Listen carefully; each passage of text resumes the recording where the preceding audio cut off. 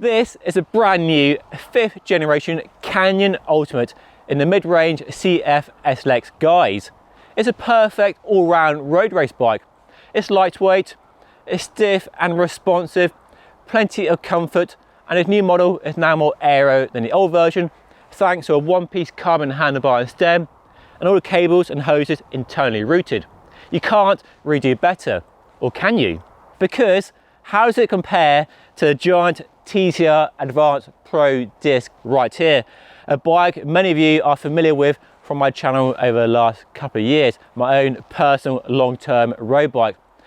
Like the Ultimate, it's a lightweight, stiff, responsive road race bike with a bit of aero. And in this video, we'll find out which is best once and for all. With some actual wind tunnel testing data. Yes, that's right, I've had both bikes in the wind tunnel to see which has the lowest drag, but also my own assessment of ride quality and performance based on several weeks of riding here in the Cotswolds. Before we dive into the shootout, this video is sponsored by SquareSpace. SquareSpace is a powerful platform that makes it super easy to create your own online store, whether a bike shop or you're selling some cool bike parts, or you simply want to start blogging. And with powerful analytics to unlock your full potential. And to help you get started, and it really couldn't be easier, there's a free trial and 10% off your first purchase using the link and my special code in the description down below. Okay, let's dive in. The brand new Canyon Ultimate CF SLX is a pure joy to ride.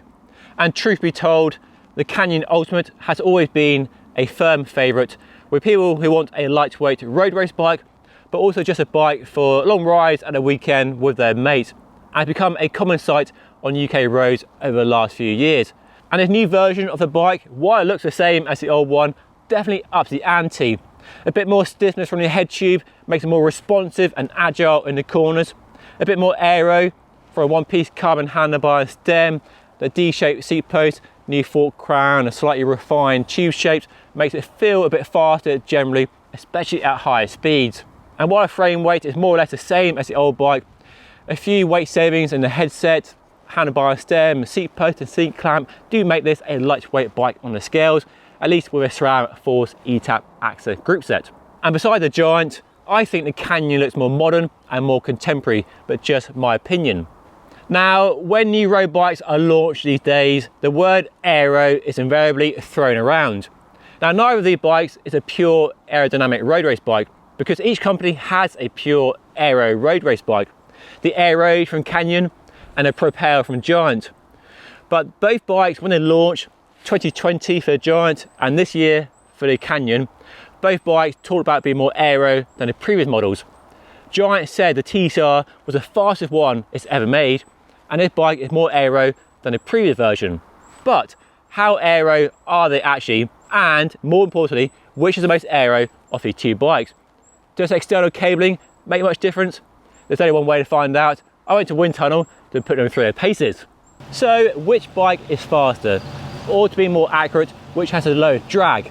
So we tested at two speeds, 30 and 40 kilometers per hour, and at three yaw angles or wind angles, 0, 5 and 10 degrees. And I rode in the same position on the hood for all testing and try and make it as relatable to the real world as possible. And the results were surprising. I genuinely thought going into the tunnel that the Ultimate, being a newer bike with that one-piece handlebar and stem and full internal cable routing, would be a faster or lower drag bike than the 2-year-old Giant TCR Advanced Pro disc. But the opposite was true. The Giant, in every situation, every speed and every yaw angle, actually produced lower drag than the Ultimate by as much as 10 watts in one scenario. And we tried to remove as many variables as we could. So we used the same NV wheels and tyres on both bikes for all the testing, and to maintain the same position throughout all the testing, the wind tunnel really smart in providing an outline of your position on the floor in front of you, so you keep your helmet angle, shoulder, everything the same as much as possible. There are a few geometry differences worth mentioning. So a Canyon is a size medium and a Giant an ML, but as you can see, the effective handlebar height of both bikes is actually the same when measured from the ground to the top of the hoods here, despite the Canyon having a smaller head tube and more spaces below the stem. The biggest difference is that the Giant has a 10mm longer reach and also a longer stem. But as I mentioned, we tried to account for that difference by using the wireframe outline on the floor in front of me in the wind tunnel to maintain the same position throughout all the testing. And it goes without saying, I use the same clothing, the same helmet, socks, shoes and everything during all the testing, which I'll do going forward for all future aero wind tunnel testing as well. Now, I do realise that this wasn't a true like-for-like comparison, as both bikes clearly, as you can see, are different group sets and different components. But they are the same mid-range frame sets, the CF SLX from Canyon and the Pro Disc from Giant. And I was focusing on the ride quality, the performance, handling and comfort, rather than differences in specification. And I did all the testing and riding on the same NV wheels and tyres on both bikes to try and remove that variable that the wheels and tyres do make on how a bike rides. Now, it's worth talking about value for money and price. And Canyon have always been good and very strong on this front, but these days not quite as strong as it used to be. And a comparable specification Giant TCR Advanced Pro Disc with the same SRAM Force group set, not a rival on my custom build, is actually quite a bit cheaper than a Canyon here. So when it comes to value for money, the Giant clearly wins by offering the same group set on the same mid-range frame for less money. But it's worth adding the fact the Giant is 2 years old compared to the brand new state-of-the-art Canyon Ultimate. The wind tunnel testing data really surprised me, but aero isn't everything. What really matters is ride quality and general performance. And while the bikes are designed for racing, honed in the world tour by the best athletes in the world, they actually live here on regular roads, regular speeds, with regular riders powering them. So let's talk about ride quality, performance, handling and comfort. The stuff that really matters for most of us buying a bike like this. And we'll start with the Canyon. Now, the new Ultimate is definitely a step up from the old bike. The old bike felt a bit soft in places, but the new one feels sharper, more focused and much more responsive when you're powering out a saddle over the crest of a hill, trying to beat your mate for the town sign, powering up big climbs, or just generally putting the power down. Just feels more race ready, more engaged, more lively. That improvement hasn't come at the expense of the handling, the geometry and the comfort. It's still a remarkably smooth bike on rough roads. Good seated comfort, good when you're out of the saddle. The geometry has been changed over the old bike, now brought into line with the aero, so a bit more aggressive, a bit longer and lower, but that's fine. It's a race bike designed for that aggressive position you want on a race bike.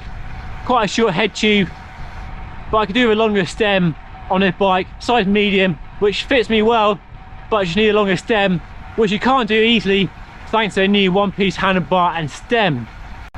The equipment on the Canyon is fantastic, no compromises anywhere, from the tyres to the wheels to the saddle to the group set, all first class.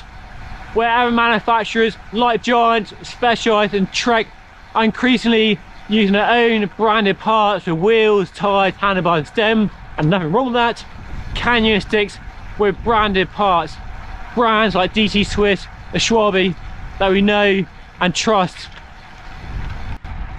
Compared to the Giant, the Canyon feels more responsive, more alert, wind up to speed, and it's an intensely exciting experience.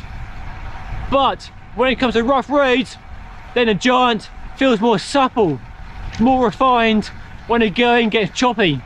Even with the same wheels and tyres, the Giant just seems to smother rough roads, light gravel, potholes more than a Canyon, which relays more feedback through contact points. I've even swapped the saddle to try and rule that variable out, but despite running the same saddle, the difference is definitely still there. It fascinates me that the wind tunnel shows the Giant TCR with its external cables produce lower drag than the Canyon with its internal cable routing. And that's a good thing, because personally speaking, I prefer the round handlebar on my Giant over the aero handlebar on the Canyon. I don't mind aero handlebars for the speed benefits they give you, or don't give you in this case, but for all-round comfort, I do prefer a round handlebar, especially for climbing. Get my fingers wrapped around the handlebar more easily. Just a more comfortable handlebar for the riding I do. When it comes to handling, both bikes display very similar geometry numbers for the most part, and out on the road they both feel very similar. They both feel really predictable and super responsive when you chuck it into a bend, when you're throwing it around a twisting road. They each have a short wheelbase, so really snappy, really kind of nimble handling when you get on the power. Both snap forward with the urgency you want from a road race bike. One small difference is the ML Giant I'm riding has a longer reach, and I also have a longer stem, which gives me better comfort on long rides. The Canyon is a bit shorter. I'd love to have a longer stem on the Canyon, but swapping the handlebar stem is not as easy as swapping the stem on my Giant. And thanks to a shorter head tube on the Canyon, if you remove all those spacers, you can get a much more aggressive and much lower setup than you can with the Giant, which does have a taller head tube. So interesting differences. What I love about both of these bikes is how usable they are on an everyday basis. Yes, you can race them, pin a number onto your jersey and go and do a crit race or a road race, and they'll both be fantastic for that purpose. But away from racing, riding your local roads with your mates, local club or on your own, these are both fantastic bikes that do deliver that daily ride quality you want from a bike like this. Light enough for climbing, aero enough for flat out fast riding, and generally good comfort on all but the roughest roads. And while we're seeing fantastic advances in pure aero road race bikes that are now very lightweight and offer good ride comfort and ride quality, and we're now seeing manufacturers merge the aero and lightweight bike into one package, as with the Tarmac SL7, I personally still see value in bikes like this. Yes, they're not as aero as an out and out aero race bike, but the comfort, the ride quality, the handling for me are still trump cards for a bike like this. And that's why I think there'll be a long and healthy future for bikes like these as aero bikes get ever more advanced. So which is best, the Ultimate or the TCR? Well, I know this sounds like I'm sat on a fence. They're both insanely good bikes. Fantastic performance and handling, and more than enough comfort for all but the roughest roads. But there has to be a winner. Well, when you take into account the wind tunnel data and the price and value for money, then I think the Giant TCR does pull ahead and is the winner of this comparison, this shootout today. But how's the Giant TCR compared to a Specialized Tarmac SL7? Well, to find out, you watch the video right here. And that's all for today. Thank you so much for watching. I'll see you again next time.